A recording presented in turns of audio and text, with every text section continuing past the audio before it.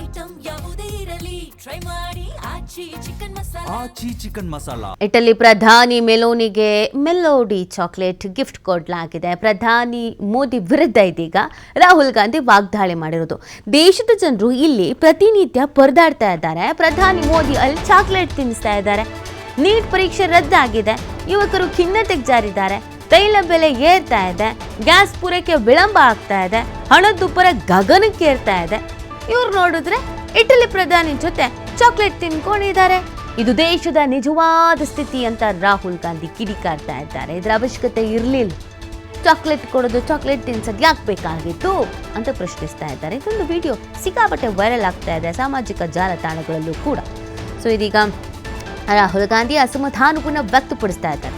ನಮ್ಮ ದೇಶದಲ್ಲಿ ಎಷ್ಟೆಲ್ಲ ಸಮಸ್ಯೆ ಇದೆ, ಅದನ್ನು ನೋಡಿದ್ಬಿಟ್ಟು ಇವರು ಅಲ್ಲೋಗಿ ಚಾಕ್ಲೇಟ್ ತೊಗೊಂಡೋಗಿ ಕೊಡೋಕೆ ಹೋಗಿದ್ದಾರೆ. ಇದು ನಮ್ಮ ದೇಶದ ಸ್ಥಿತಿ ಅಂತ ಅಸಮಾಧಾನವನ್ನು ವ್ಯಕ್ತಪಡಿಸ್ತಾ ಇದ್ದಾರೆ. ನೋಡಿ, ಇದೇ ದೃಶ್ಯಗಳನ್ನು ಗಮನಿಸ್ತಾ ಇದ್ದೀರಾ. ಪ್ರಧಾನಿ ನರೇಂದ್ರ ಮೋದಿಯವರು ಬೇರೆ ಬೇರೆ ದೇಶಗಳಿಗೆ ಭೇಟಿಯಾದಾಗ ಅಲ್ಲಿನ ಪ್ರಧಾನಿಗಳಿಗೆ ಉಡುಗೊರೆ ಕೊಡ್ತಾರೆ. ಇಲ್ಲಿ ಮೆಲೋಡಿ ಅಂತ ಚಾಕ್ಲೇಟ್ ಇದನ್ನು ಕೊಟ್ಬಿಟ್ಟಿದ್ದಾರೆ. ಈ ಒಂದು ವಿಡಿಯೋ ಸಾಮಾಜಿಕ ಜಾಲತಾಣದಲ್ಲಿ ಸಿಕ್ಕಾಪಟ್ಟೆ ವೈರಲ್ ಆಗ್ತಾ ಇದೆ. नीट में धांधली हुई है भैया। भैया नीट में धांधली हुई है। युवा डिप्रेशन में है, युवा आत्महत्या कर रहे हैं नीट को लेकर भैया। ऊपर ना लगा कौन है ये, थोड़ा दूर रखिए। सुनो, युवा डिप्रेशन में है, कैंसिल हो गया, पेट्रोल के दाम बढ़ते जा रहे हैं, गैस नहीं है, महंगाई बढ़ती जा रही है और हिंदुस्तान के प्रधानमंत्री मेलोनी जी के साथ मेलोडी टॉफी खा रहे हैं। ये है हालत देश की। भैया नीट में धांधली हुई है भैया।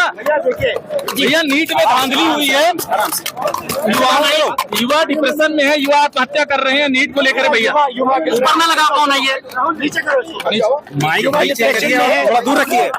सुनो, युवा डिप्रेशन में है, कैंसिल हो गया, पेट्रोल के दाम बढ़ते जा रहे हैं, गैस नहीं है, महंगाई बढ़ती जा रही है और हिंदुस्तान के प्रधानमंत्री मेलोनी जी के साथ मेलोडी टॉफी खा रहे हैं।